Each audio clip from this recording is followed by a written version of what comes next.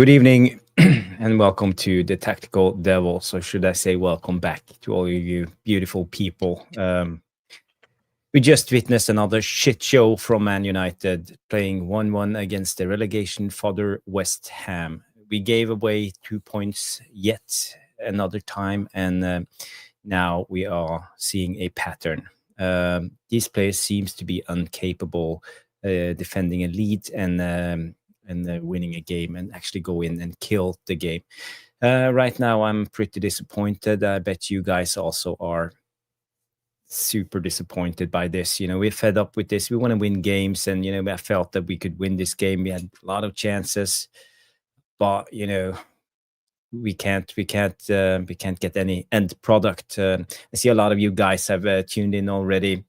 Please do us a favor, smash the like and subscribe if this is your first time. Stu and I will break down the game 1-1 against West Ham. We will see some live footage. We will bring up the tactical board. We will analyze the game as best as we can. So guys, girls, stay tuned and we will be back after the intro.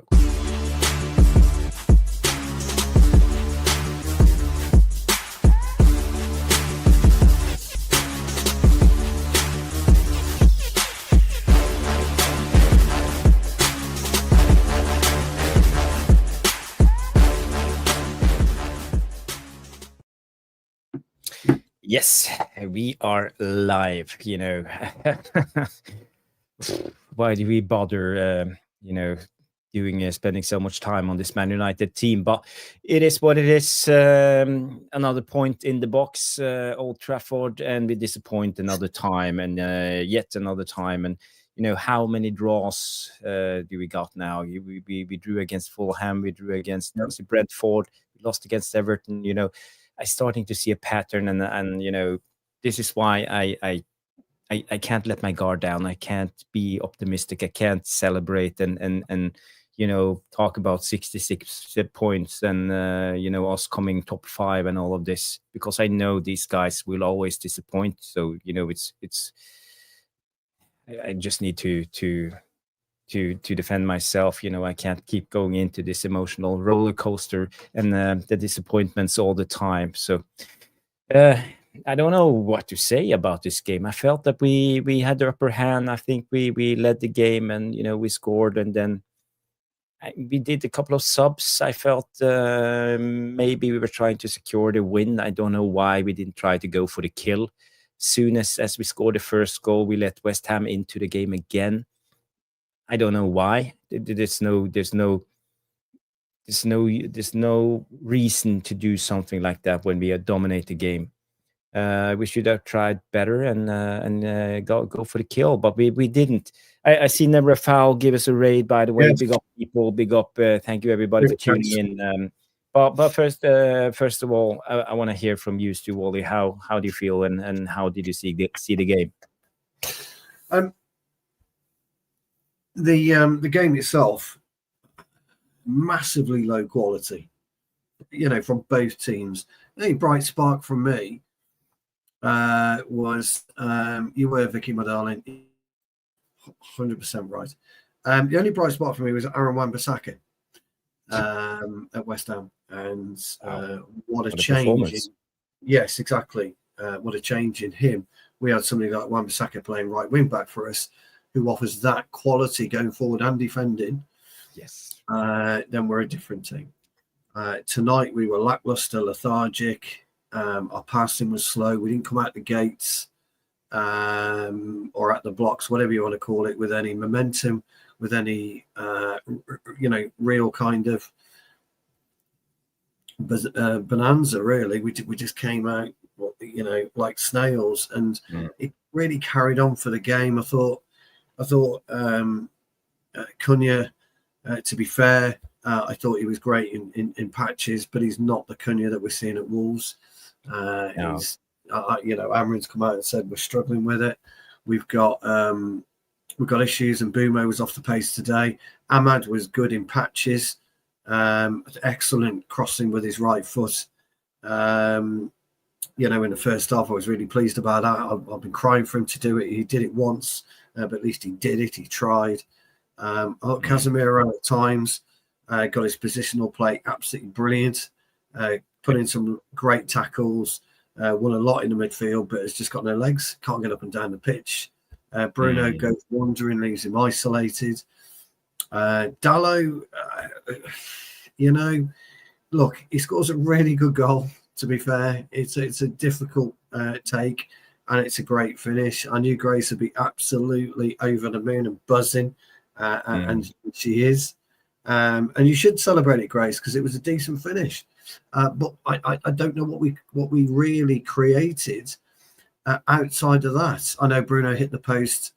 In the first half, I thought his shooting was way off. Trying to, on 2 or 3 occasions, just trying to do the acrobatic rather than do the simple. And simplicity scores your goals.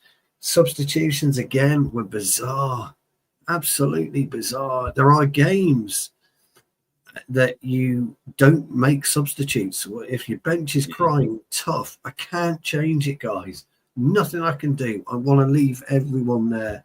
I thought Heaven was hard done by. I thought he looked nervous as hell when the camera was on him, but I thought he settled into it quite well. I thought he did okay, Heaven. I don't think he deserved to be hooked. I don't think it would have made any difference in the second half. I thought he was playing with a little bit of authority. Yeah, he got that stupid booking, but, the ref, although I thought he refed it quite well today, I thought he was a very good referee. I agree. Where he comes, I thought he was excellent, not overawed whatsoever.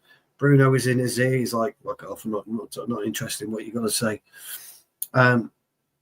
Heaven made a bit of a dodgy challenge. It's a silly challenge, but we've all done it. I've done it myself. But you just get on with it, and I thought he recovered very, very well.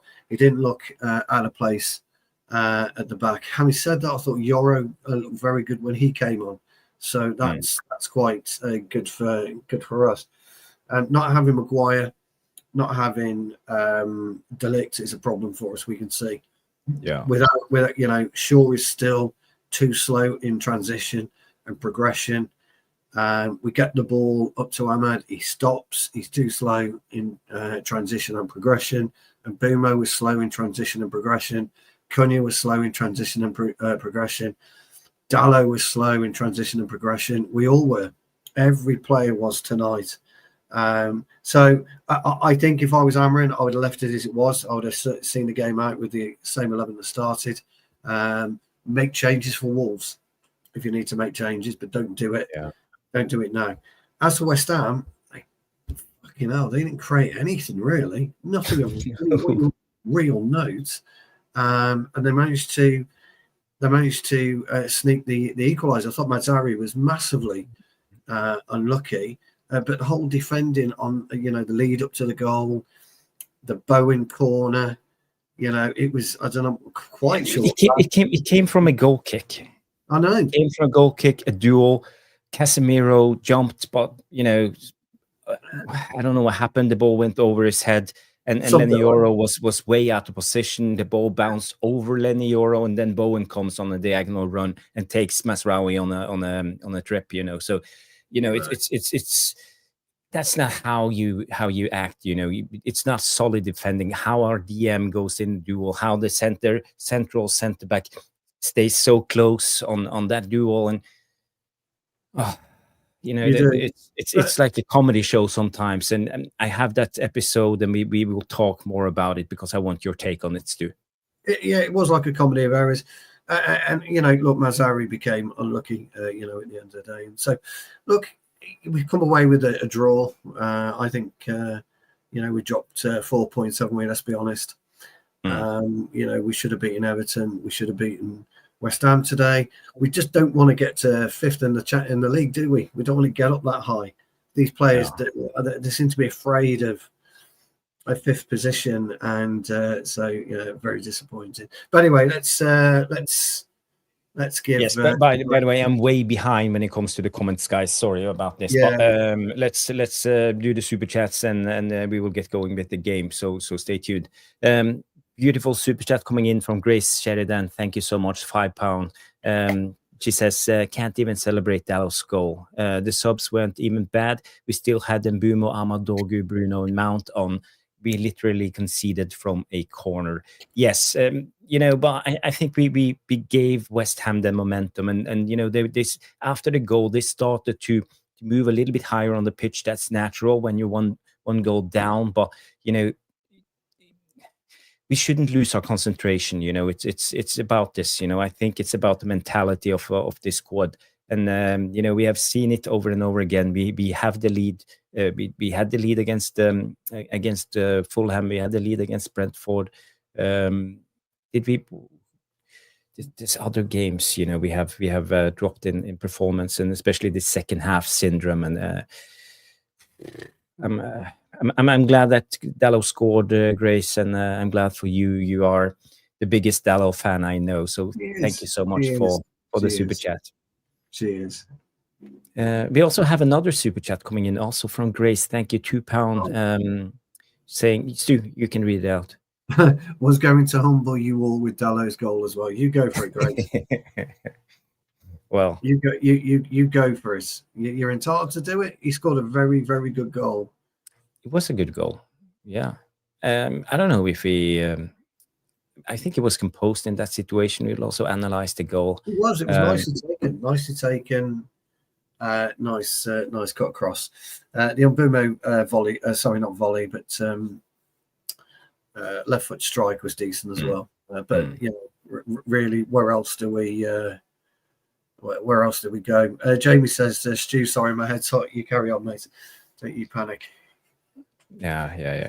That's what we're here for. Us. Sushek. I'm just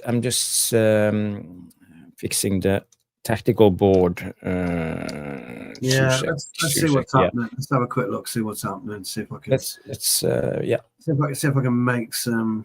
Do a couple of comments to get the temp the pulse on the VAR. No, the devilish tacticals, because Jamie was saying a lot of love for Wan-Bissaka tonight. A lot of people saying he had a great game. I thought he was excellent tonight. Dice beyond a joke. Get this man out now. Jamie again. Wan-Bissaka was quality. Check 8413. Wan-Bissaka always plays out of his skin against us. He's matured as a player. Ahmad was ball watching during the corner leading to the goal. He was. Likes, appreciate you people. Cheers, Danny B. Vicky's leaving. Don't leave, darling. You'll be fine. Come back. Vicky, don't leave. Sebastian, you guys played football, right? I played 2 in the regional division here. I'm sorry, but there is a big motivational wellbeing issue going on in this team. Oh, they just care about salary and not aim UFC. We've been talking about that for a while, Sebastian. We'll talk about that a bit later. But it's a good point. Well raised. This manager's in-game management is pure garbage. Look, I want to address that. That's a good comment from Ramo. I just want to know, when it comes to the in-game management, and Stu, I want your take on this, because it felt when the sub came, it was like pre-planned subs. The one when he put on Mason Mount and Ugarte, for me it felt pre-planned. It had nothing to do with how the game evolved, and he just did what he did and changed up a lot. He moved Bruno in one of the 10s. He moved Mount in one of the 10s. He played Ugarte, Casemiro, so he had 2 DMs on at the same time. I don't mind, but he took out Xerxes, and I think Xerxes was one of the better players. I think he played himself up into the game and started to be pretty active. He was all around the place, and he started to have control on his man. Taking it down, flicking it on. And being a big part of how we attacked and our start of our attacks. So I think as soon as we stopped, we took out Xerxes, I think we lost an element in our attack. I don't know, how did you see Xerxes' performance and the subs? Well, look, the subs I've said before, there are times in games where you don't make subs. If you don't have to make a substitution, don't do it. We've been on this channel for years and years and years now, or a year as of next week.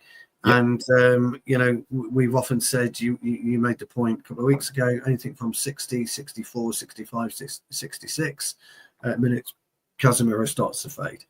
So we always make those substitutions in and around that area. Tonight, you don't do it unless you really have to make substitutions through injury, or you are changing the whole tactical side of the game, then fine, make the substitutions, but you don't do them, pre-plan them if it's not necessary.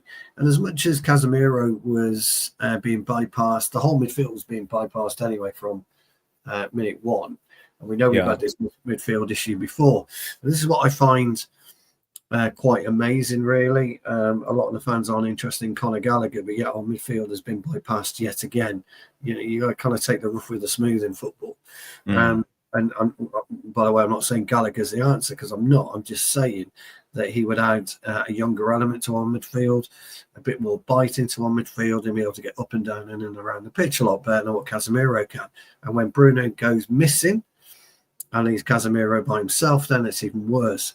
Agate just can't seem to get it right for Manchester United. When he comes on, he just can't seem to do it. Can't seem to find his position in the pitch. He gives the ball away. He holds on to it. He's too slow. Same as Luke Shaw. He holds on to the ball. He's too slow in transition and progression. And this has happened throughout the game tonight. Laman's had very little to do all game, apart from pick the ball out the back of his net. He didn't really have to do anything. Gary Neville was talking about the role that Souček would have, for West Ham. I thought he was marshalled quite well today. I thought Heaven did okay with Souček. I thought Heaven did okay with what's his name? The ex-Newcastle striker. Anyway. Wilson. Yeah, Wilson. I thought Heaven did okay with him. So, in-game management is a real problem. Like I say, you don't have to make changes if you don't want to make changes, or you don't need to make changes. I think tonight was one of those games where you could have probably seen it out for 85 minutes, and then if maybe then we got nothing left, you shut up shop. And you do something with it. And especially when we started to get desperate in the 80th minute, he subbed on Martinez. I don't know why, but again, when I don't know much about this young lad sitting on the bench. I know he's an attacker, but we also had Mainoo, so we could have done something. But again, his in-game management so poor, and this is why I think we need a more experienced assistant manager sitting beside him, who knows the Premier League, who has been around for more than 5 years. It's like, it's not good enough, and he needs help. Amorim needs help with this in-game management yet again. We can't keep doing this. It's true. It is true. But I'm looking at the players. Why can't the players hold on to a 1-0 lead? What is it within their psyche that allows them not to change the way that they're playing on the field? I've seen teams, I've been involved with teams where we've looked at it and said, it's not working. It's just tighten up a little bit. You should be able to do that. These players should have the common sense and the brains to do that, but we don't do it. I thought we were out muscled all night, by the way, as well, to be honest. Yeah. Rubbed off the ball a lot. We don't look strong enough. We don't look like we're up for the fight. When the tackles come flying in, we don't push tackles back in. I go back to the Heaven booking. It wasn't a malicious tackle by any chance.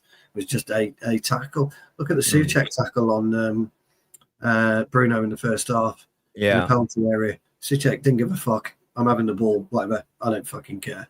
Same with Ahmad. I'm going to get the ball, whatever. Same with Mbumo. I'm getting the ball to Lebo. I'm getting the ball, whatever. These players, they get it. I thought young Potts, one of their coaches' lads, I thought he played excellent. Very tidy little footballer.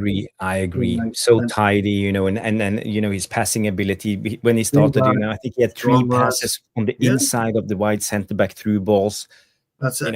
You got to give it to him. I thought he brought Bone into the game on 2 or 3 occasions nicely. They're not the world's worst side, West Ham, but we should be coming out 2 or 3-0 winners tonight. Yeah, they're fighting relegation. That's the thing. And we are aspiring to be fighting for a top 5 position. And right now, this season, it's a gift to Man United. Every team is losing every other game besides Arsenal, and this is our chance. but we keep squandering the opportunity away over and over again. You know, I feel almost like after the Everton game, okay, it feels a little bit better. We didn't lose, and I think we performed. We performed okay. But again, I think it comes down to the mentality of the team, and a lot of these players, you know, they are struggling. And you know, I'm just gonna show you this tweet. It's a comment from Roy Keane after the game, and I think it's very telling of the team. And let me just bring this up. Oops.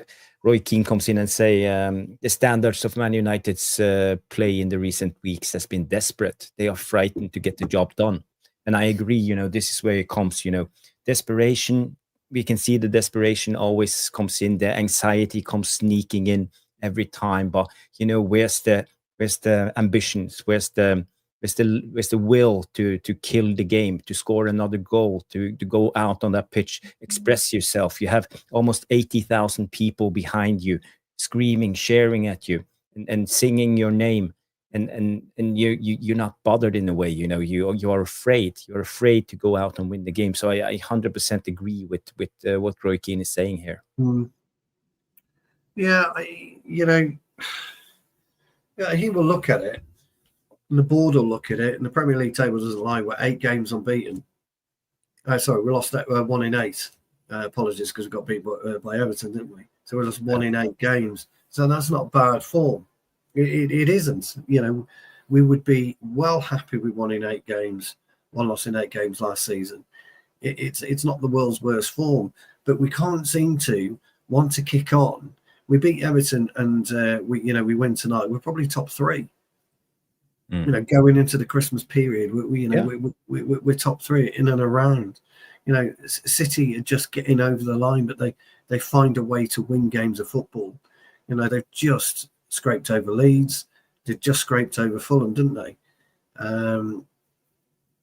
It's so annoying that we can't seem to or want to get over the line and just I don't know. No. I'll let you answer that one. Yeah. So many legends in the chat. A big up, Nas. Good to see you. You know, saying, Jarvis, you're smarter than this. Don't let the team gaslight you into thinking they are good. Well, if you saw my preview, if you saw me the other night on Oradin's channel, you know, I'm always a pessimist when it comes to Man United because, you know, they are not gaslighting me. Far from, you know,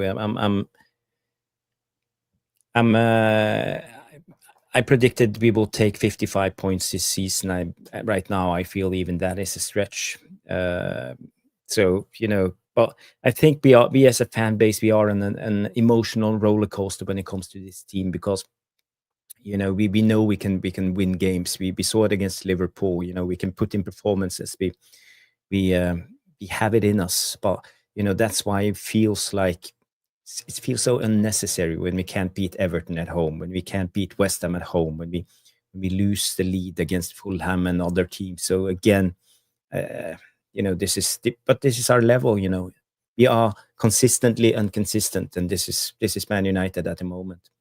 A lot of people in the chat. I was saying a lot of legends. I see Jamie Wayne. I see Alien Tenno Peter is in the house.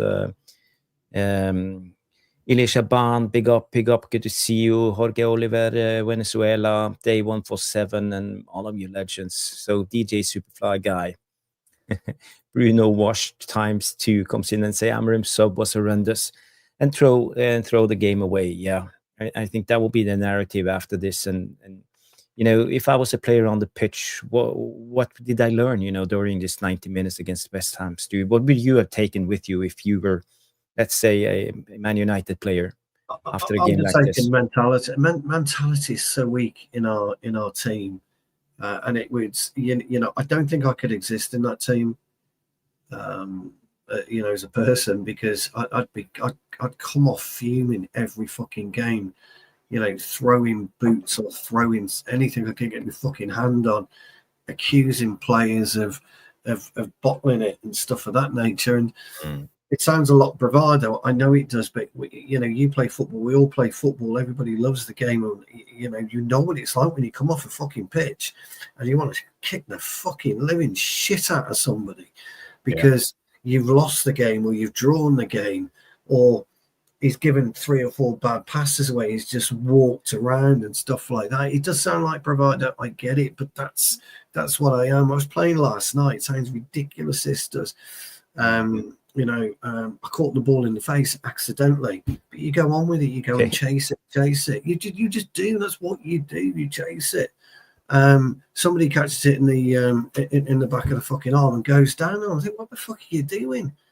And it's a very crude example, and I mean it. I know it's a crude example and a stupid example, but it's the difference in mentality between somebody who's going to get it in the face but chase after it to somebody who takes it in the shoulder and goes down holding his shoulder.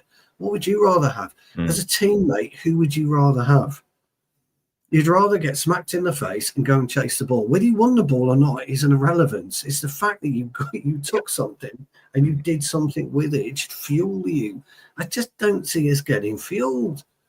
There's nothing that happens in a game. Yeah, I think, right, that some of our players look and think, hold on, that ain't fucking right, lads. That isn't fucking, you're wrong. When I tell you to fucking do something, do it.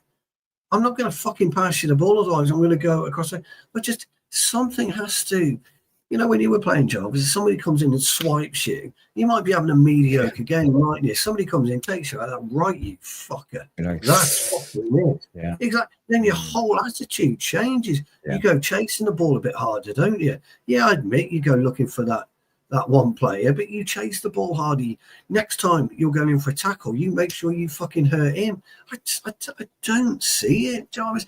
How many times did Wan-Bissaka hit the fucking line, come back, hit the line, and he does it every fucking game? He gets a penalty area challenge to perfection when we're about to strike. Whoever it is, he done it for us on many a time, didn't he? And we just struggle all the time. I don't understand it. I look at Amorim and I wonder sometimes what goes through his brain. But I think there is something in him, Jarvis. And I know it's crazy. Okay. I do. There's something in him, but he needs that fucking. He needs that Mulenstein with him. He needs that fucking Steve McLaren back in. Yeah, he needs help. He needs. I feel at the moment too he's clueless. That's just my take. But yeah, please go on. When he looks around at his coaches, he's looking at somebody younger than him. He's got zero experience. That ref was 32. Yeah. Was he 32 or 37? He was a tiddler, wasn't he? That ref. I thought he was mature above his years when it came to refereeing the game. Seriously, I really did. I thought the way that he controlled the players, controlled the atmosphere. I thought he was. Why doesn't Amorim show that kind of maturity? Why doesn't our players? Why can't Bruno, right, instead of trying to bring the ball down at a most stupid angle with a minute to go and trying it a worldie, why didn't he bring it down, turn back in and try and get a penalty? Yeah. Well, why can't we be cute? Why can't we be cute like that? So we are clueless. There are areas, Jarvis, where we are fucking clueless. We're clueless as players. We've got a clueless manager. And we've got clueless coaches. I agree. But I do think... it's laughable. Yeah, I do think that there is something within Amorim that if he was nurtured correctly... I mean, fuck me. We need somebody like Bobby Robson. Around, well, yeah, 100%. 100%. Look, I need you to come in. I need you to help Amorim. We need to act quick. We can't keep doing this. If they are going to insist to keep Amorim, we need to help him. We can't keep doing it like this because how clueless can Wilcox and Berada actually be? Because they are watching this with their own eyes. They are seeing and they analyze the game. They see the mistakes being done time after time. And when it comes to Amorim, by the way, Stu, sorry. I'm a little bit of a rant. I'm just gonna say, when it comes to Amorim, I read all his I watched the interview. I saw a couple of comments he made about the players. Talking about their mentality, He talking about what they can do better, blah blah blah.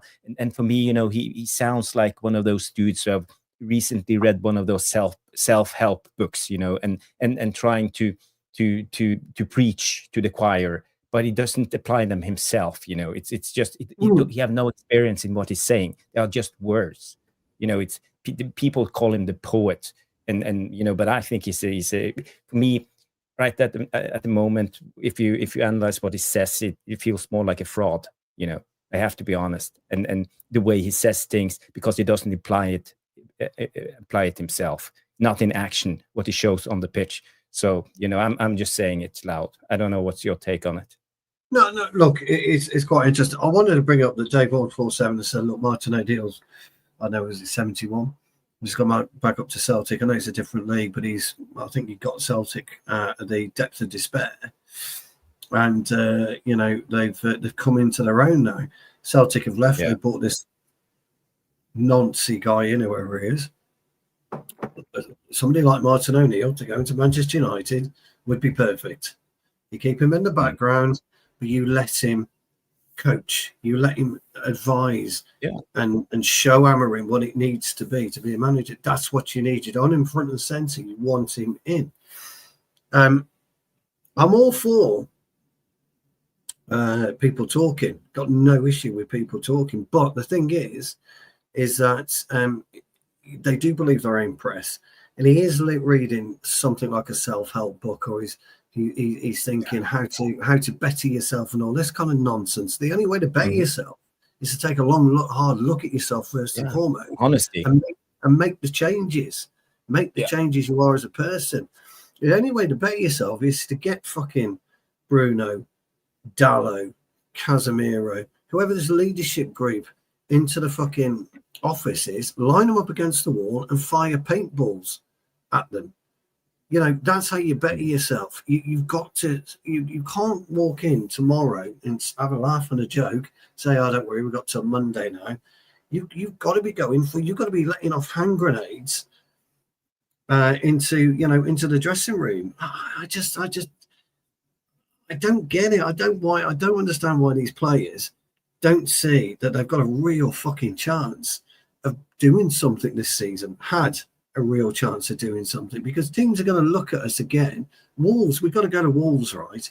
I know Wolves got beat again, and he's not really had a great start, has he, Edwards? But Edwards will probably outthink us on Monday night, and we'll probably get fucking beat by Wolves because we'll get outfought, we'll get outthought.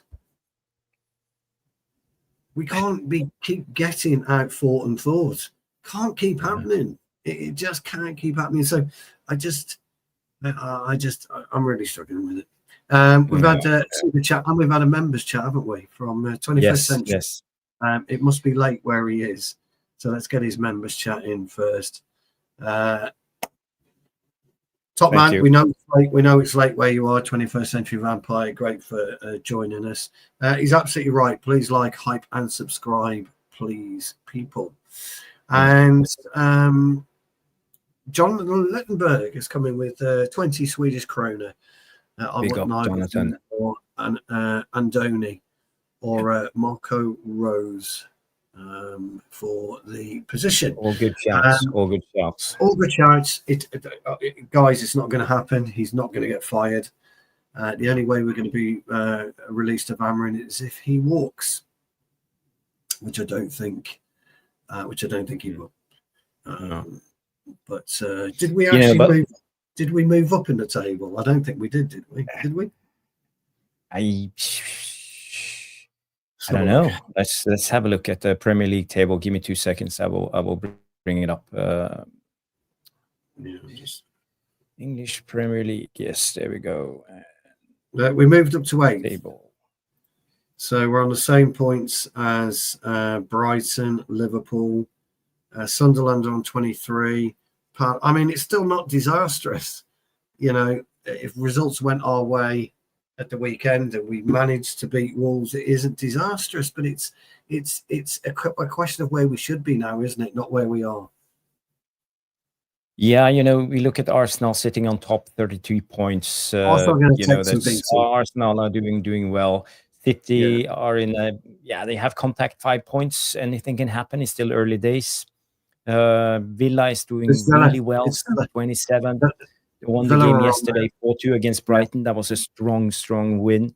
But again, we see Man United sitting in 8th with 22 points. We could have had 24 points sitting on a shared 4th place or 5th place because of goal difference. But again, we squandered the lead, and drawing too many. Yeah, but the good thing is, the positive thing is, Chelsea, Palace, Sunderland, Brighton, United, Liverpool, we all win or lose games every other week. So Saturday, so looking at the table, and Saturday it's Arsenal Villa.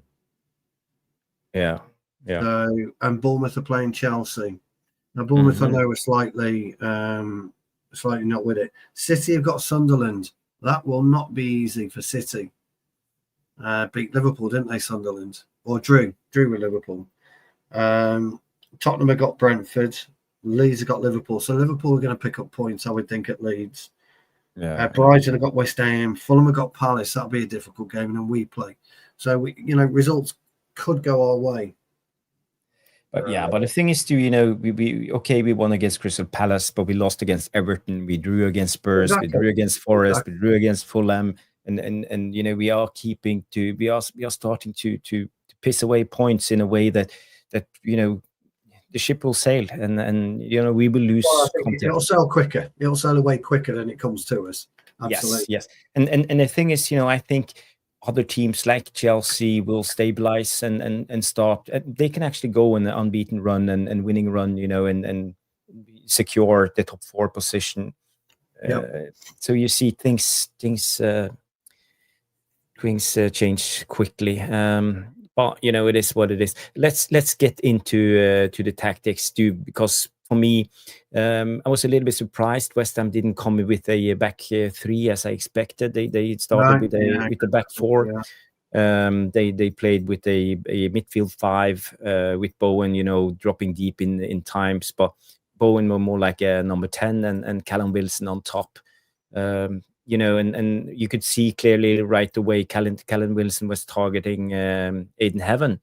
And, they dropped down in the mid block and then a deep low block. But from a tactical point of view, this not much to say. We expected this. We expected the game to be like this, to us to be in possession. I think we had 75%. Did we have, or 65% possession? Yeah. But we only created 3 chances in 17 shots. So I would say again, West Ham was fairly comfortable sitting back. We looked too that's because Jarvis, he didn't go to a back 4. He didn't look at it and say, right, I'll tell you what, I've got Mazzari, I've got Heaven, I've got Shaw, and I've got Dallow. I can play a back 4 here. I'm going to play the back 4. I'm going to tuck in Xerxes alongside Bruno and Casemiro. I'm going to use Cunha, Ahmad, and Mbumo as my front 3. So I'm going to use Mbumo as the focal point. I'm going to tuck in Ahmad. I'm going to tuck in Cunha behind him. Okay. So I wouldn't have played 4. I'd have played 3. So Cunha. So you put, so you'd have done it like this, or and Mbumo where Callum Wilson is. Sorry, where Xerxes is. Xerxes into the midfield 3 with Bruno. All right. Cunha and Ahmad tucked in. Right, just tucked in alongside. That's it. And then you've got Mbumo as your focal point. That's what I'd have done. I'd have dropped Casemiro deep, and I'd have played Cunha and Bruno and Xerxes, and you use the pace of Cunha and Ahmad to drop into a back 5 when we're out of possession. And that's exactly what I would have done. And it's an easy fix, Jarvis, an easy fix. It's not a difficult fix. It's an easy fix. We would have then gained more control. We wouldn't have lost that in the middle. And we've got a flying 3, which would have, I think Xerxes would operate better in a deeper role. It offers Bruno a bit more freedom. offers Casemiro support. It offers Heaven support. And it offers Shaw support with Dallow and Mazzari. Could argue. You could good night. Good night, Catherine. You could argue that you could switch Dallow and Mazzari, but that's what I would have done. That's how I would have got up and matched West Ham, because sometimes I think I would have done something like this, just to be sure, because I don't trust Xerxes. I could play Cunha, or even that, or even revert like this. Yeah, something like that. But we could have done the back four, and that's what I would have done. Yeah. We've got a super chat, by the way, from our good friend in India. 21st century vampire is coming with 1 million rupees. 1 million? No, 1,000. 1,000 rupees. Sorry, my eyes are tired. Good morning, guys. Stayed up all night for this snooze fest. Only positive for me is I get the chance to catch up with you guys live sometimes. Draw feels worse than loss. Thank you so much. It is 1,000. I just get my eyes. Yeah. Thank you so much, 21st Century Vampire. You are helping out the channel so much, so we appreciate all the super chats and all the comments. After every show, you leave a comment. You are supportive. You are doing really well. So thank you so much. Thank you so much. Yeah, you are. So that's what I would have done, but he didn't do it, and he played the 3-4-3, didn't he? So yeah. But Stu, enough about the tactics. There's not much to say. I think we were too cowardly when we set up our team. We are at home at Old Trafford, and we should go out guns blazing. And you should never. Imagine this was under Ferguson. We go against a relegation team at home. We would probably at least produce. Okay, we could have drawn, but we would probably produce at least 10 big chances during that 90 minutes. So it's okay losing games. It's okay drawing games, but it's the way you do it. And again, I feel we should have done so much more. But I wanna show you the lead up to West Ham's goal. I think that was one of the key moments of the game. So it was, yeah. So it came on a goal kick from what's his name? Raiola? No, Areola. Yeah, that's his name. Or Iriola, well, how you pronounce it. So it's a long ball, and this is the strange thing. You see Bruno here going in the duel. I don't know who is it. Is it the guy who scored? I think it's the guy that scored. Yeah. Yeah. What's his name? Yeah, because you got Souček behind. Magassa, I think his name is. Yeah. And he doesn't even go up in the duel. Maybe he gives Casemiro a little. Just I don't know. Do you think he touches him? Casemiro got it wrong. He just mistimed it. Sometimes it happens. I've done it myself, actually. You go with the player and you just misjudge it. You might get a bit of flight in the ball, a bit of extra gust of wind. It's been miserable in England today. And it can. The problem is it catches Yoro out, and that's the issue. Yoro was not prepared for Casemiro. But as a centre back, why is he so close to Casemiro? He was I'll tell you what, he was going to meet the ball. Yoro was realised Casemiro got a better chance of getting it. That's popped him in an awkward position. He's in no man's fucking land, quite frankly. Watch him. There you see, he's kind of stopped himself, but he's in no man's land there. Now watch Bowen. The way that Bowen, you have to watch Bowen from the start of the clip. His position to where he actually picks up the ball. Now this is great striker play because this is all about anticipation. There he is. Look. It's all about anticipation, that is. Yeah. I might be making a ridiculous run here, but hey, the chances are Yoro's going to miss it. Yeah. Yoro misses it because he's out of position, has misread what's happened with Casemiro. Bowen takes on his chest, starts to the corner. Yeah. But again, if you look at it, Stu, and I think it's a mistake from Casemiro. It's a mistake from Lenny Yoro. And Masraoui, could he have done better? I think he comes in tight, but he did all right. Bowen has the momentum, in that situation, and he's 1-against-1. And Bowen, he's like Mo Salah in a way. He has a low center of gravity. It's hard to just push him off the ball. He's very good carrying the ball. That's why I rate Bowen. What's interesting about that, pal, is you in many ways. If you just take away what you said about Bowen, just look at it from a defensive perspective, brilliant, because you're getting him away from goal. So as a defender, that's what you're trying to do. But then your assessment of Bowen comes into play. He is a tough character. Mazzara is slightly off balance. That's because Bowen lent into him. So he's slightly off balance. And he's almost doing the Jarvis hands behind the back routine. Can you see? His hands are behind him. But he hasn't quite got your technical skill to do that. Well. No, this is where, as a defender, you've got to be smarter.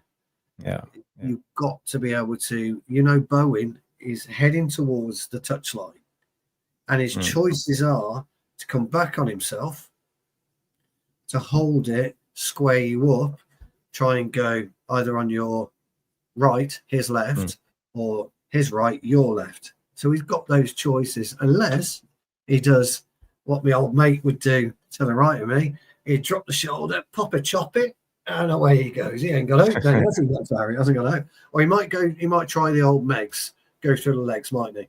He might try and mix him. But Bowen is doing it right. He just pushes off Masraoui, takes the ball to the byline, then he has the moment to turn. Then he's got the thing. So he's got 4 options. And if we play it through, we'll see what he did. There's a close up in the next segment, so I can't show it. But it ends with the Bowen getting the corner. He managed to turn and get 1-against-1 against Masraoui. Tries to cross, and Masraoui blocks it. So now they have the corner kick. And so from a defensive point of view, then, pal, the defender's done his job. He stopped the cross going in. It's affected a corner. So that part was okay. So you're right in your initial assessment. The embarrassing part, and you can't get away from it, pal. No. It's Casemiro. You're right. Yeah. The smart part is Bowen. Bowen anticipating what's going to happen. Mazzara recovers and gets him into a non-lethal part of the pitch, which is out on the touchline, forcing him to put a cross in. Doesn't get the cross in. So you'd say poor to okay. Yeah. But I just want to show you this too, and because there's this one little detail we didn't mention, and sorry, this is Casemiro in this, he's backing. Look, he's taking a step back. Yeah. So if it's so much easier, to defend the ball if you meet the ball and go forward. And you don't go backwards. So when you go backwards, you can't get the elevation, pal.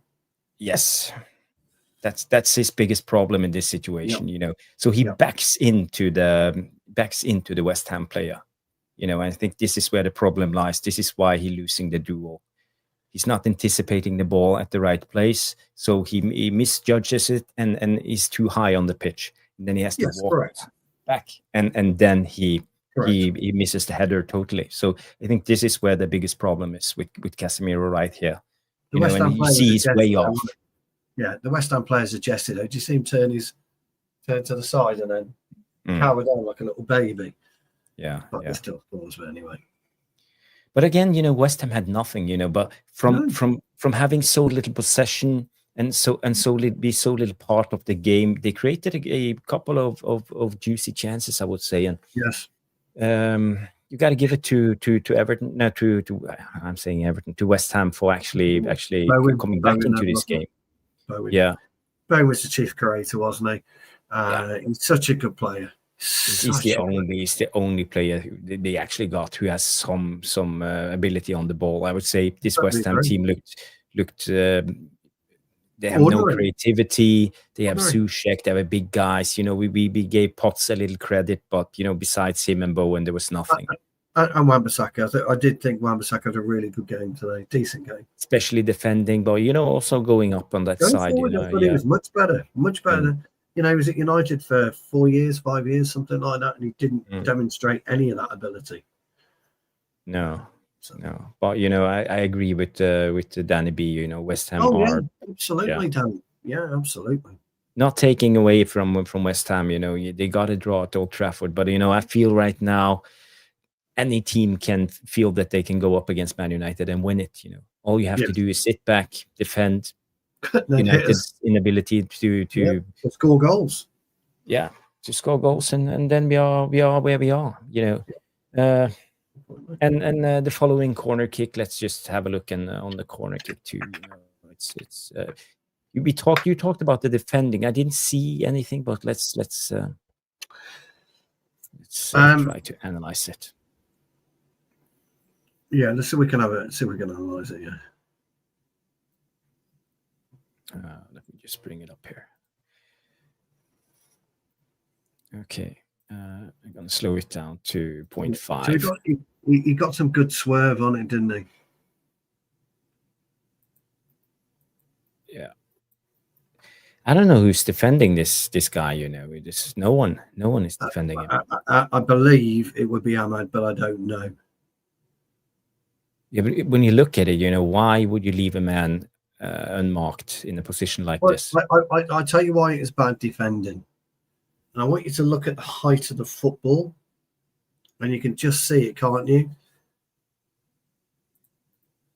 There. Look how low the ball is. Yeah. Watch it again. Look how low the ball is when it comes across. That's criminal. Yeah, it's in this height. It's straight about over the heads. Yeah. Exactly.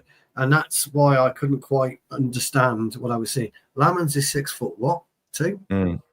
So and but he have no room. He can't go out on that one. He can't go out. Yeah, impossible. It's impossible. Well, I want to see him. I want to see Lamans pushing our player into. I want to see him pushing our players out the fucking way. Yeah. You can do that. I want to see him do that, but he boxed himself in, as you say. But the ball was so low, it finds its way to Mazzari. The ball comes in like this, and Bowen just flicks it over. So again, it's Bowen. He was first on that ball. Bowen took the game in his hand and tried to change it. So, but it's still low. It's still a low ball, and we should be better at doing. How is actually Bowen allowed to be? Okay, so it's Bruno who's defending the first post. So he misjudges it. Bowen flicks it on, and okay, now I get it. Yeah, and then it kind of this would be better. Look how low it is. It's terribly low. Is it that Potts as well?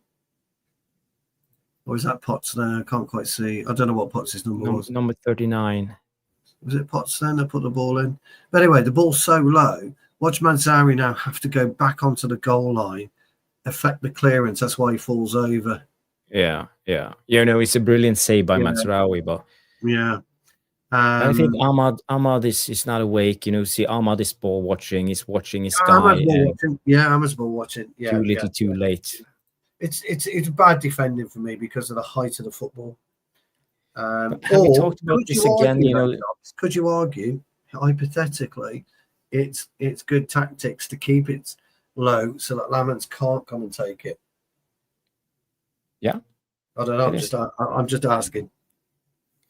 It's probably a rehearsed move, coming in low on the first post, ball and flick it on, and then try to create something. It's they've done it 1,000 times in training. Yeah, I bet you.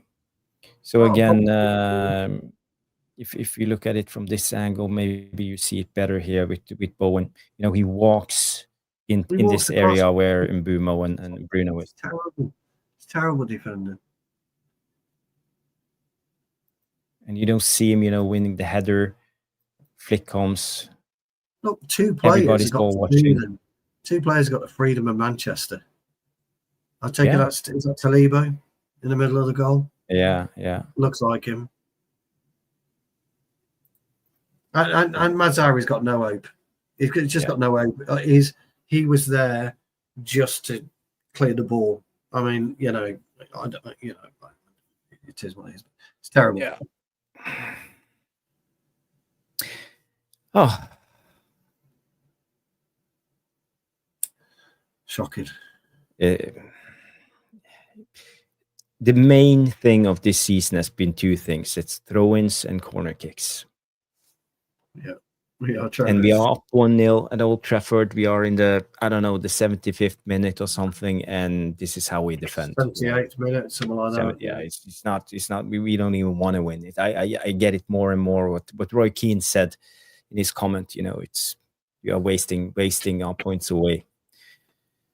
It's just wasting our breath. Yeah. Big up, Trev, coming in and saying no matter how much we break this game down, it's going to happen time and time again. It's like it's happened numerous of times before. We are wasting our breath even speaking about this numpties. And yeah, that's the thing. I agree. It's true, mate. Yeah. On the bright side, let's have a look at Man United's goal because, you know, there are many clips for us to analyze, but the Man United goal is at least we did something good. Yes. See if I can find it. Where is it? Yeah, here we go. I think this is, yeah.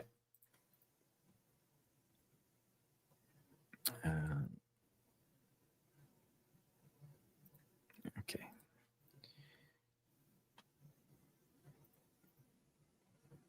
Yep. So it's Casemiro gives the ball to Ahmad. Keep an eye on Dallow here coming in with the deep run. I said it's one of the best ways to break down low blocks. Let's try to come with deep runs, maybe a little bit more diagonal, but at least it's something. And you know it pays off from Dallow in this part of the picture. And he slides in perfectly in between the center backs. The cross or shot comes deflected from Casemiro over to Dallow. Definitely a strike on it. Yeah. But, you know, he gets a lot of time because he comes in, you know, unnoticed in between the center backs there and suddenly is free. You know, he has all the time in the world and, you know, it's a good finish and a good goal. And by then, you know, I felt it was so important if we could get the first goal, we would definitely win it because then West Ham would come a little bit higher up the pitch. We could start counter-attacking. There will be more space for players like Mbeumo, Cunha, Ahmad, and then we will kill the game, but we didn't. I never saw us kicking on from the goal. That was the biggest problem for me. It was definitely a strike by Casemiro. I thought Dallow took it well. I thought his touch was great.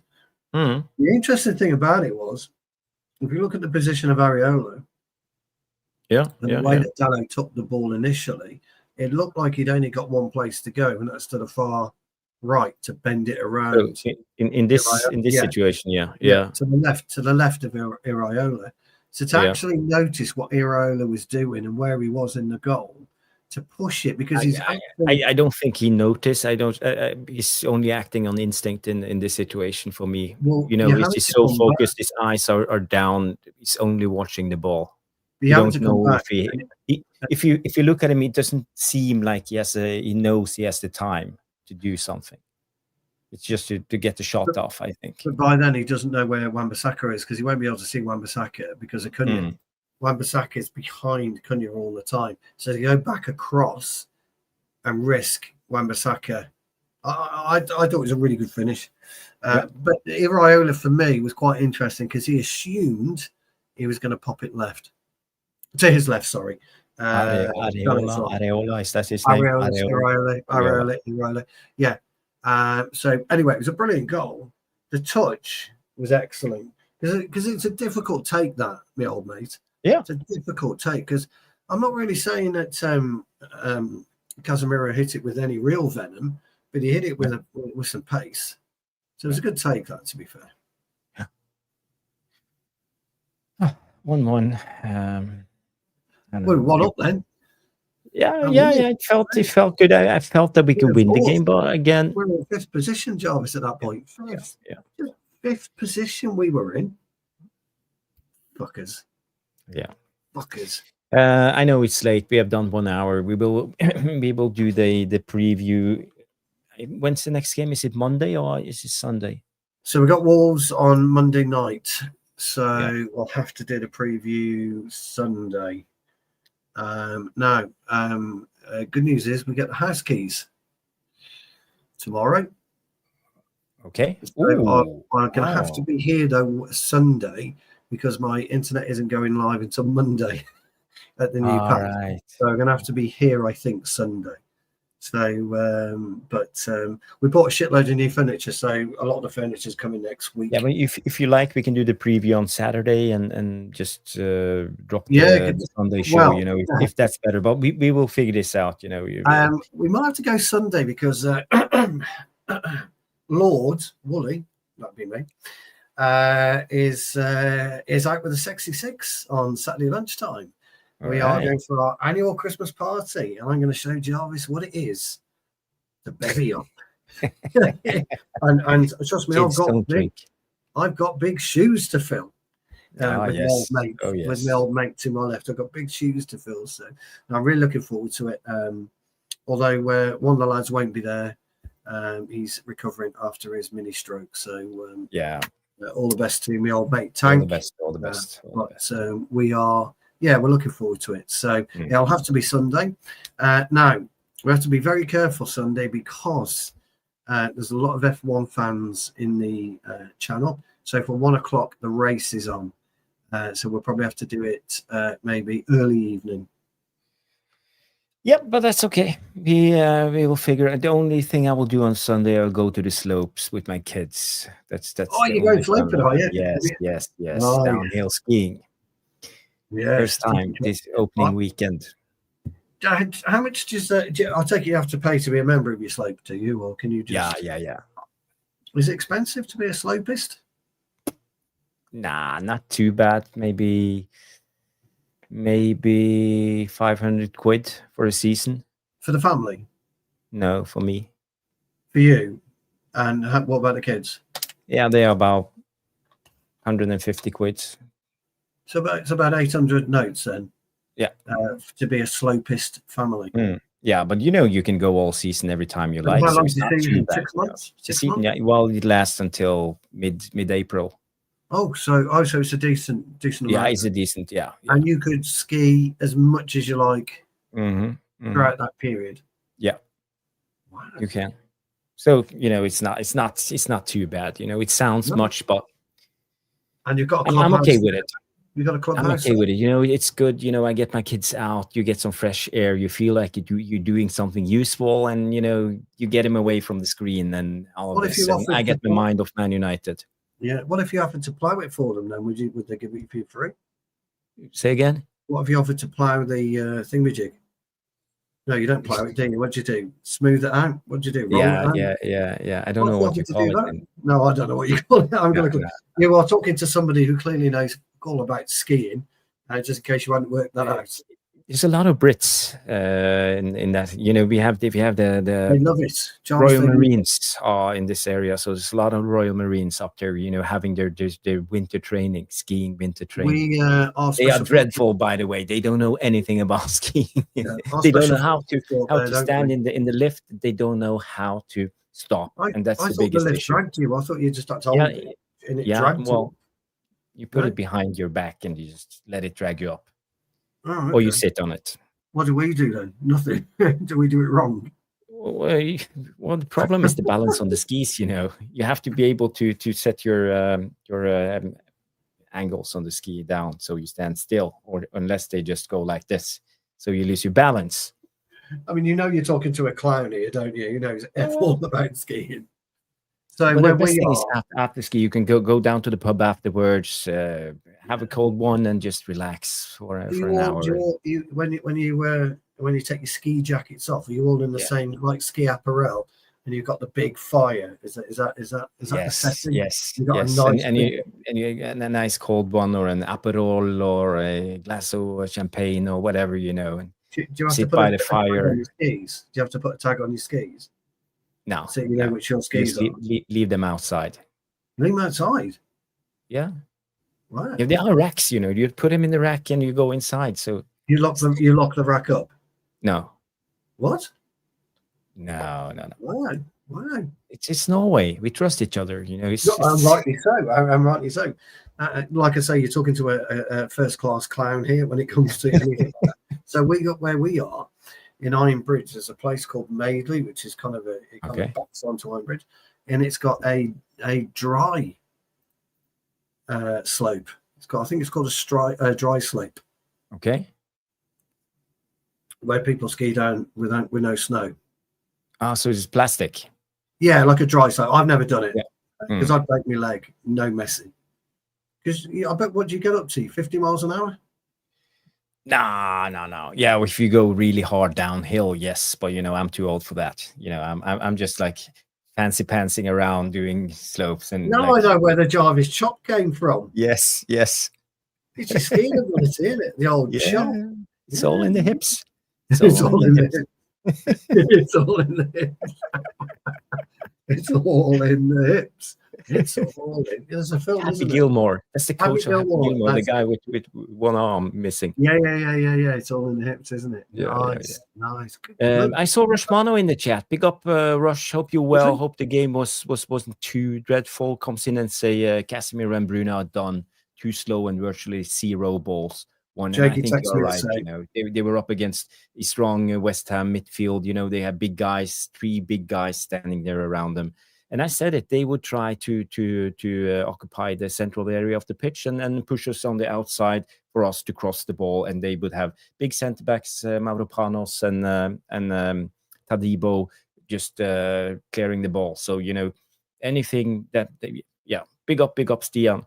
Yeah, you know, as I said on the preview, I don't know if you realized I did a preview yesterday. I saw it when I strolled in after a majestic performance on the 7-side pitch. I did see it. I called up with it this morning. Jake is actually texting me similar to what Rushmano said, that Bruno and Casemiro are finished. They are. But you know, on the ball, I don't think Bruno was too terrible today. But you know, it's all about his work rate. I have a couple of clips of Bruno, but I'm not even bothered. You know, I showed you so many examples of this. You know, Bruno getting caught out of position again and again. So yeah, but yeah, I agree. Rushmano, how did the Old Trafford crowd meet Wan-Bissaka when he came on the pitch? Yes. Were there boos, or did they cheer him on, or? That's what you'd have done for him. He didn't want to go, did he? And how many times was the old 5 Cantona sang? The 12 days of Cantona. On the 7th day.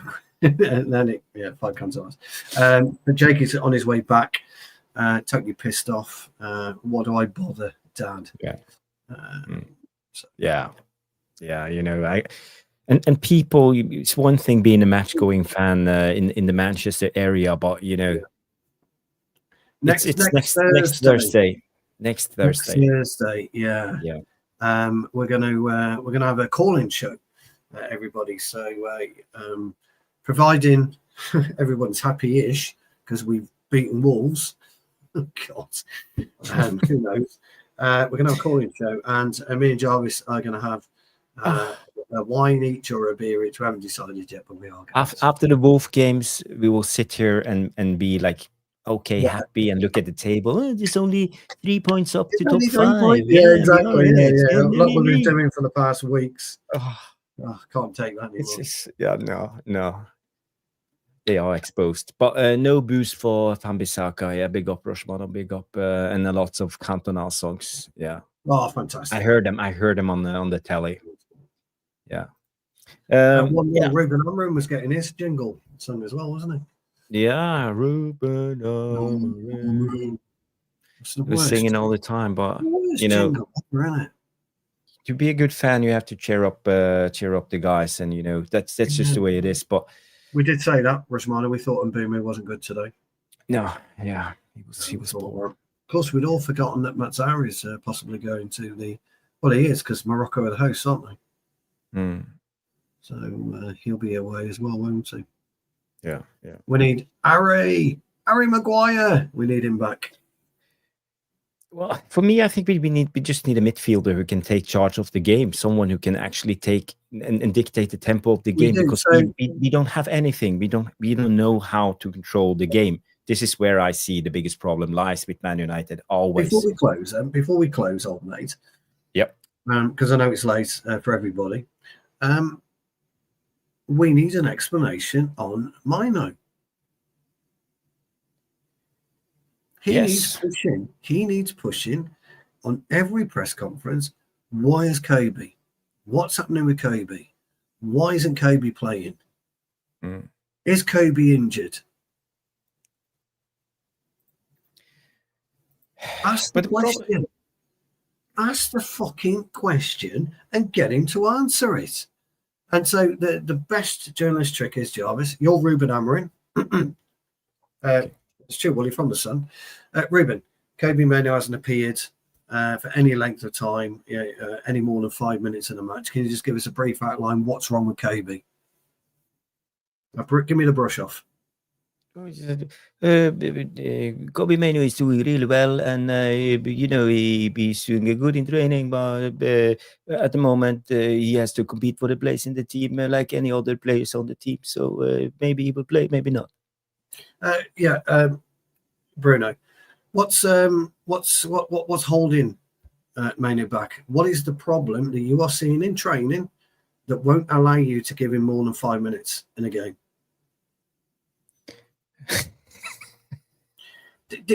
So my point, yes, Jarvis, I agree. They should just keep the pressure. What you said then is exactly right. That's my point. And then if you give me the brush off, like next question, no. Oh, you've got to, I want an answer to the previous question. That's how journalists should be. That's what I'm like when I'm out, and I'm asking questions that and then I'm pinning you down for a proper answer. Your answer, what you said, is exactly how you get out of it. Yeah, but look, Mainoo's, he's got to compete alongside Bruno, etc. I'm having you again. Tell me what the problem is then. I want to know. What's he doing in training that you don't see him being able to compete with Bruno? And stop there. Get him to answer the fucking question. Now, with all due respect, guys, you lot follow all the channels, and I love that you do. You support all the channels. But there are channels that are getting into press conferences and they're pretending to ask tactical questions, but nobody's asking the question where you won't let the gaffer off the hook. You have to do it as a journalist. You've got to do it. And I haven't heard Amorim talk about Mainoo properly for weeks, or have I missed it completely? No, you haven't. He mentioned Mainoo in the presser yesterday. Yeah, there was one question, and he said something like, "He just has to compete, be ready when he gets the chance." But it's an easy answer. Yeah. Why isn't he getting the chance? What's stopping you giving Kobe Mainoo a chance? I just I think the agenda when it comes to Mainoo now is we only have one game a week, so we can't rotate. But clearly we had the game on Sunday, and we had a game on Thursday, so he still didn't rotate. Mainoo didn't get a minute. So again, now we can't use that. It's all about Amorim's way. You don't want to play Kobe Mainoo. Something must have gone down. There's another good question. Would you, as a manager, play a player who was asked for a move? Great question. You can ask that in a press conference. All of this again. Amorim has to walk his own talk, and he said he will always pick the players that he believes will win the game. He said that in the press conference yesterday. When he don't believe Amorim, he don't believe Kobe Mainoo can win the game. You don't have any belief in Kobe Mainoo. That's the honest question, honest answer. Ruben, has Mainoo asked for a transfer? Shut up, be quiet, let him answer. This is how you act in a press conference. And I'm sick of it. Bessie asks okay questions, and the fan channels, they ask okay questions. But they're not scared of being kicked out of the press conference. They won't ask the questions that we all need to know as fans. We need to know what is going on with Mainoo. One of the lads, one of the guys put in the channel, Jarvis, I'm not so sure about Shea Lacey, actually, guys. I know he's a fantastic footballer, but would he come on and change a game? But I get he's on the bench. But Kobe, we've seen him come on and change a game. Yes, he was rubbish, but Trevor only came on for 4 minutes the other night. 5 minutes, 10 minutes, I think is his max. Am I right, Jarvis, in that? Yeah. He's not played many minutes this season, no. No. So you don't want to count on one hand. Yeah, Mainoo's going to be, Ruben's going to be up in a press conference tomorrow or Saturday again, isn't he, over Monday? Yeah. So we need to know what's going on. Yeah. But we know that Bruno, Amorim don't want to control games. He wants intensity. He's been mentioning intensity. And he wants to play direct. He wants ball carriers, people who can take the ball and run with it. And he wants to play with heavy metal football, kind of in the bracket of Jurgen Klopp with the twist of a Portuguese. A little bit of sugar, of sugar. Yes. So again, we tried it under Ragnick, it didn't work. The Gegenpress. Yeah. And that's another thing. Why don't we? Where is our counterpress? Our counterpress is dead. I don't think we are good enough. We don't see any intensity. All these players. I think they are starting to lose belief in this. I feel many of them feel they have play with shackles on the pitch. Not many of them play in their preferred position. As I asked the other day, how many in this Amorim starting 11 plays in an optimal position? Maybe Luke Shaw. Well, look. Maybe Luke Shaw. I'll agree with you. Luke Shaw is kind of. I didn't like him tonight, Shaw, if I'm being honest, Jarvis. I thought he slowed us down completely. Reminded me of a couple of years ago when Maguire was getting the ball, he was panicking, slowing us down, didn't want to give it away. Took his eye off the game, didn't he? Completely. I think Shaw again, I rate Luke Shaw because I think he's tough in duels. He gives a little bit of. He gives us problems when he slows the play down, doesn't he? Gets it, puts a swat on the ball, and then does it. Get the ball, move it. Get out to Dorgu. Get out to Cunha. Cunha wants the ball all the time. Feed Cunha. Get him pushed up. Get him aggressive. Get him winning his own personal duels. Cunha just isn't quite hitting the mark at the moment. He's got problems. Amorim's come out and said he's worried about him himself, But if you're not getting the ball fed to you, or you're getting it fed to you in areas you don't want the ball, it's a problem. Yeah. I want to ask a question to the chat. I want to start a poll. Who was your man of the match? We usually do this man of the match. So who's your nominees to? Jesus. For me, I think Masraoui had a good game. I think you got to put Casemiro and Mazzari. Casemiro. Yeah, I think so. I didn't rate his performance. I think he had a poor performance. Made a couple of good blocks, didn't he? Okay, so defensively, I get it. Made a couple of good blocks. Twice in a match, yeah. It should be twice. Dallow, because he scored a goal. Yeah, and he wasn't poor. I think he was okay. I'd say he wasn't poor, Jarvis. He won't get a shout, by the way. Heaven, he was not poor at all. No. You can't put him in, but credit where I thought he handled it quite well. I don't know who you could even put up there, pal, to be honest. So Ahmad was okay, and if it did, Ahmad was okay. Did okay. Yeah, I'll put Ahmad in the last.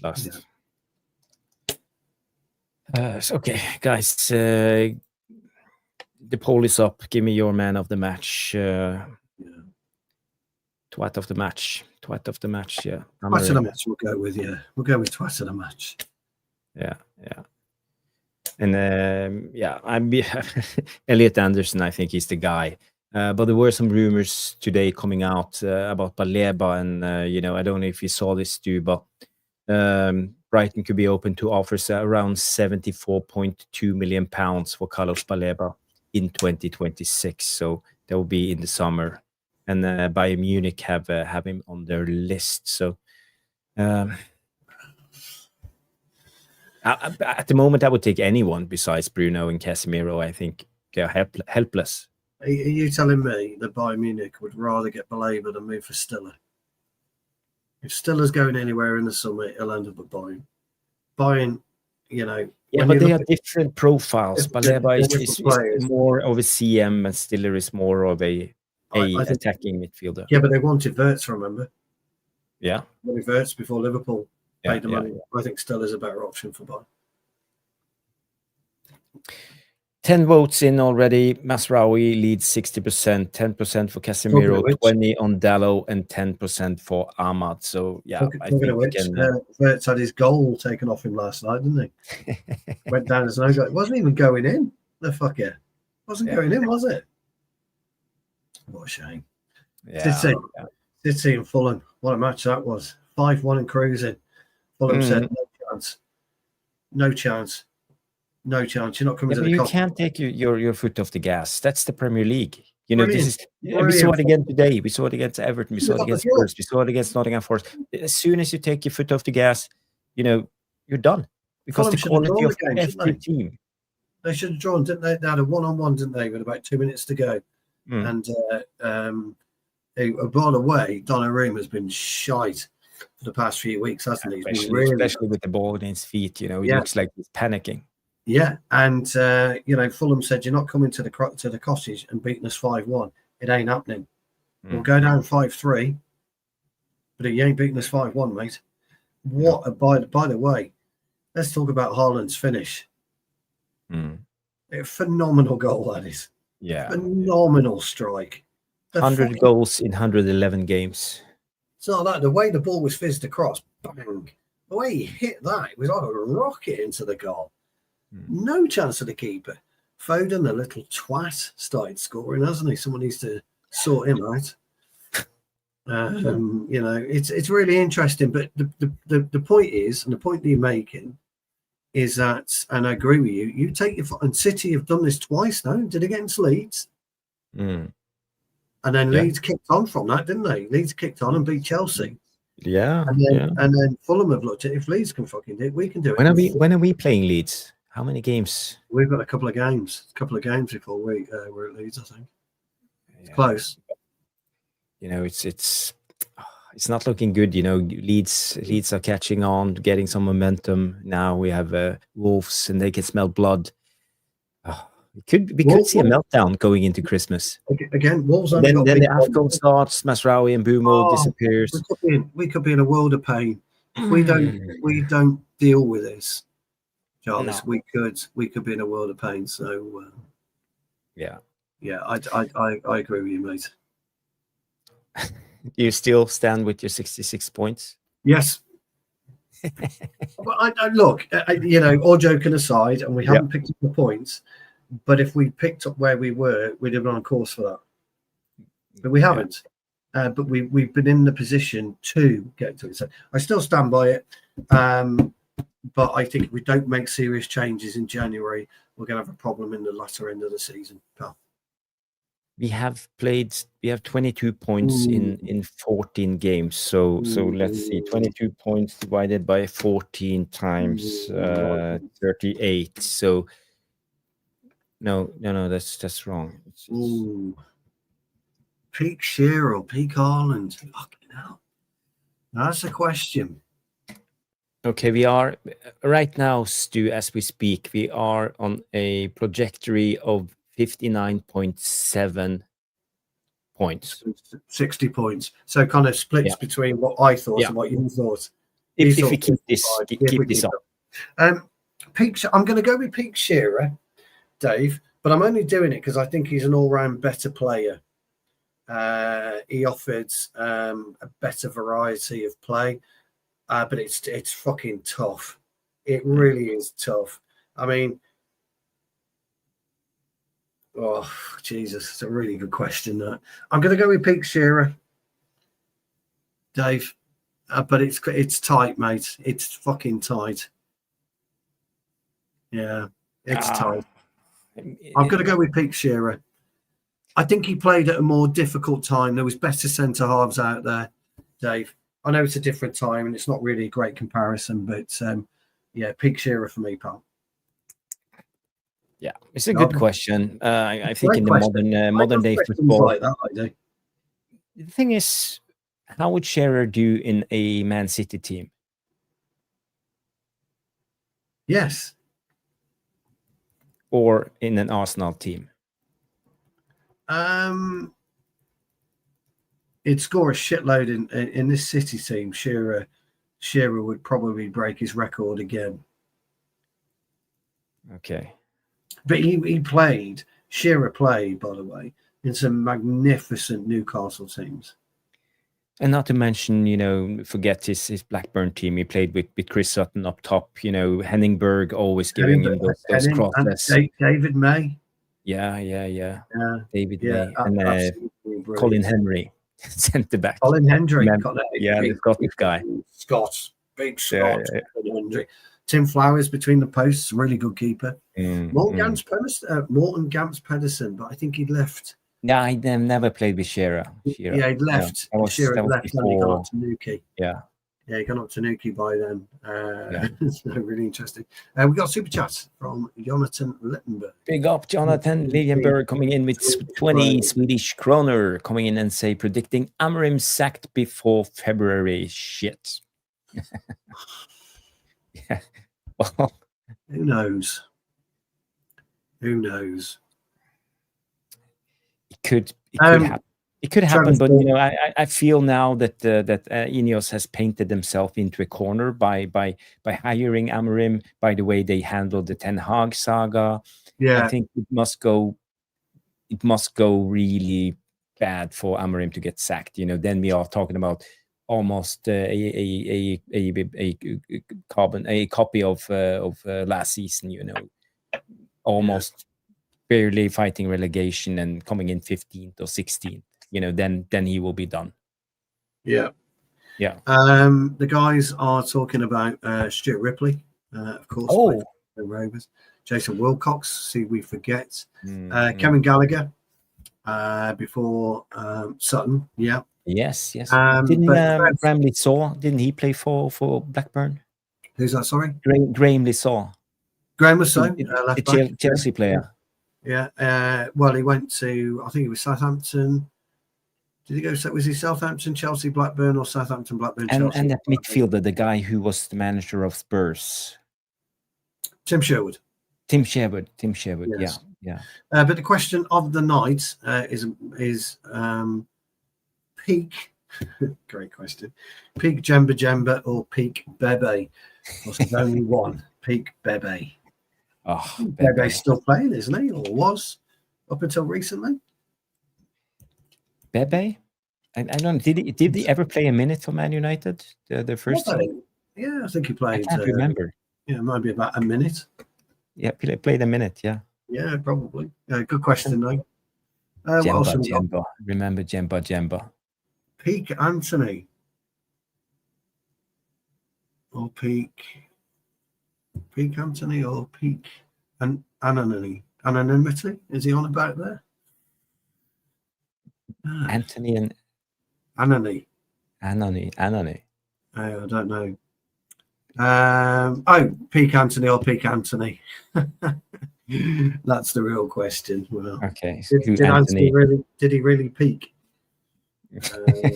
No, he didn't peak. Good one. No. Tim Sherwood, Paul Warhurst. Now, Warhurst.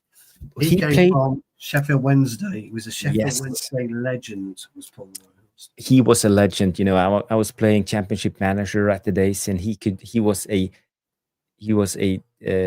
centre back, midfielder, and attacker. He played 3 positions. He did. He was the ideal squad player in Championship Manager. Good finisher as well, but he played alongside David Hurst for Sheffield Wednesday, and he was an absolute legend. But Paul Warhurst, absolutely right.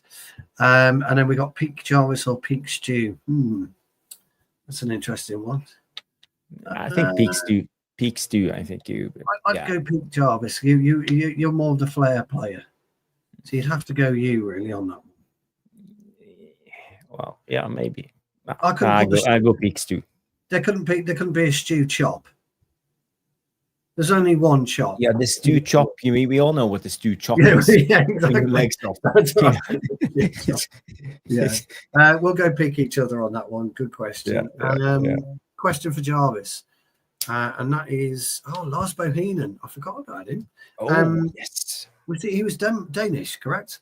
No, he was Norwegian. Was he Norwegian? Norwegian? Was he the one that curly-ish, looked like elegant player. And he was so technical. He always played extremely well for the Norwegian national team. And very technical. He had he played Blackburn. I think he played a couple of seasons for Derby in the Premier League. He did. What about Tugay? Turkish Tugay played for Blackburn, didn't he? Question for Jarvis from Nathan. Nathan Lee Lewis. He says, how far is the slopes from your house? It's a 20 minutes drive, but I can see it from my window. I live up in a hill, so I see it on the other side of the hill. So this is Norway for you. You get the Tesla out, don't you? And away you go. Up in the hills, yeah. Well, the Tesla is a terrible car when you do skiing and golfing because there's no room. I need an SUV. Mike Newell, they're all coming out now. Yeah. Mike Newell. He Mike played for. Didn't he play for Everton at its stage? He did. Newell? Yeah, Newell played for Everton and Luton, I believe. Yeah. Yeah, I believe. Jonathan says peak Zlatan or peak Ibrahimovic. Very funny. Good question. I would. When it comes to Blackburn players, we mentioned Norwegian legend Morten Gams Pedersen, but there's one guy who never gets a mention of the Norwegian players who played in the Premier League, and that's I don't know if you remember him, Gunnar Halle. He played for Oldham. Yes, I remember Gunnar Halle. Yeah. He was a solid right back. Yeah, I remember Gunnar Halle. He was almost like Dennis Irwin of Oldham when he played for Oldham. I'd forgotten about Gunnar Halle. Yeah, very stable. Always putting in a 6 or 7. There was some. We've had, in the UK, we've had some fantastic footballers coming, some absolutely fantastic players. But you're not going to see these players don't exist anymore. We've spoken about it before. They just don't exist anymore. They do, but the hype of football has changed. It's all about player FC and FIFA, but you never see them on FIFA because they're not rated highly. They don't have great scores and intros. Yeah, that's what I mean. You don't. And commercials and all of this. The game has changed so much. It's changed too much. You're not going to see a team that's going to roll out as Zlatan Ibrahimovic and Edinson Cavani in the same side, alongside Zizou at centre mid, and a Figo at right wing. And by the way, there's a load of teams that would do that. Look at the Milan teams in the 90s, Manchester United in the 90s. There has been teams like Real Madrid in the 90s, Barcelona in the 90s that just fielded 11 absolute pearlers. You just don't see that anymore. No, we don't. Shame. Kevin Davis, ex-Bolton, was a unit of Blackburn. Kevin Davis, ex-Bolton, He was good. Bolton. I used to buy Kevin Davis on Championship Manager. I think he was really good. What's his name? The guy from Newcastle, Jenas. Oh, Jermaine Jenas. Yeah, Jermaine Jenas. Some playing Jermaine Jenas. Yeah. David Batty started at Leeds. Yes, David Batty. Shay Given. Yeah, Shay Given was there. Batty, I think. Did Batty go to Newcastle, Trev? After Blackburn? Leeds, Blackburn, Newcastle, maybe? I remember. David Batty. I remember him playing for Leeds and Blackburn. But I got a feeling he played at Newcastle. Did he play with? Did he go to Chelsea? No, never played for Chelsea. So. No. Well, I'm going to have to have a look on that one. Did he play for Newquay? Did he play for Newquay Brown? Batty the Crab, yeah. Yes, I thought he went Rushmano. I thought he went to He did, yeah. Rushmano knows his stuff. He does. Yeah. Cheers, Trav. I thought he did. I missed the old Premier League, in the 90s. That would do it. It's a different time. Ooh. Should we round off with this question then? Because I think it's Yes. a really good question. Which player would you buy if you could? Okay. And it goes for the chat too. So get your suggestions in. If you could buy a player, who would you have bought? Yeah, I would. You know who I would pick? Central midfielder. Sander. Blonde, tall guy, Norwegian. Yes. Sander. Yeah. Yeah. I'll say 100%, I would buy Sander Berge. If I could choose, okay, a little bit realistic then, I could say Yamin Yamal or something, but he would never come to I'm going to go for back in the day in the 90s, R9, when he was at PSV, and we were fucking close to pulling off a deal. Yes. Less than 10 million quid for him. And I don't know whether he'd come to us, whether he had gone on to being the R9 that we all know, but I would go with R9. I think as a footballer, he was brilliant. Absolutely brilliant. He was. Standing ovation at Madrid. So I would go with R9. But we're talking about today. Or today, if we could, I'll be honest. I like Tonali. Yes, Tonali. Yeah, I think he's fantastic, Tonali.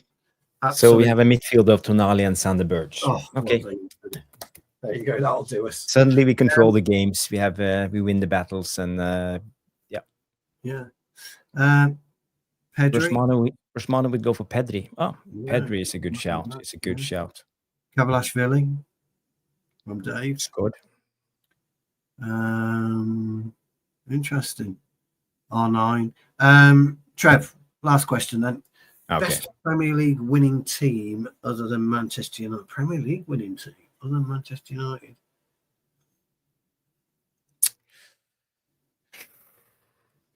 Yeah, we talked about Blackburn, and I rated that Blackburn team. I think they were really good with Chris Sutton and Alan Shearer on top, and I also rated them because we had Henning Berg playing for them, and I followed Henning Berg, and he's a great player. It's a fun fact story with Henning Berg. Norway played in the qualifier for the 1994 World Cup.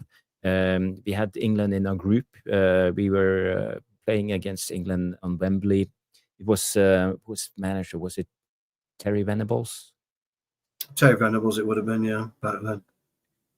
Is that guy with glasses and dark hair? Like we could it'd have been Venables, Yeah, Terry Venables, and he was the manager, and we played against England and on Wembley, and Blackburn were there to scout a guy called Torrey Pedersen. He was the centre back. He played with Ronnie Johnson, I think, as the centre back at that game. But he got injured during warm up, so Henning Berg came on instead of him. And then the scout, they didn't know anything about Henning Berg, but they saw him play. They think he was excellent. Norway drew against England on Wembley 1-1, and the rest is history. After that, Henning Berg was bought and went into the Premier League, and he won the Premier League and had a brilliant career for Man United. So it's always coincidences like that. Yeah, no, interesting. I think I'll probably go with Dave. The Arsenal era with Petit, Vieira, Overmars. I think they were absolutely fucking amazing. Hard. They were fucking hard, very hard. They had Robert Perez, but Emmanuel Petit in particular, he was a tough fucker. He was a hard bastard. Winterburn, hard fucker. I hated him. Lee Dixon, didn't he play? No, he didn't. Did Dixon win the league with Arsenal? I think he did, yeah. Yeah, okay. Yeah. So David good. Seaman in goal. Seaman in goal, yeah. I'll go with that. I think the Arsenal side was as good as it gets, yeah. Yeah, it was a good team, but especially Pires and Thierry Henry. Perez was brilliant. This was before Henry. Yeah, I think Perez might have just got into that side, but they were a very good side. Very good side. Yeah, Steve Bold. Yeah, the centre back. He played with Tony Adams. Yeah, he played with Tony Adams. But that would have been Keown. That would have been Martin Keown. Yeah, Martin Keown. Martin Keown. But they were fucking hard. They were a tough team. But they were efficient, as Dave said, very efficient, strong, efficient, ruthless.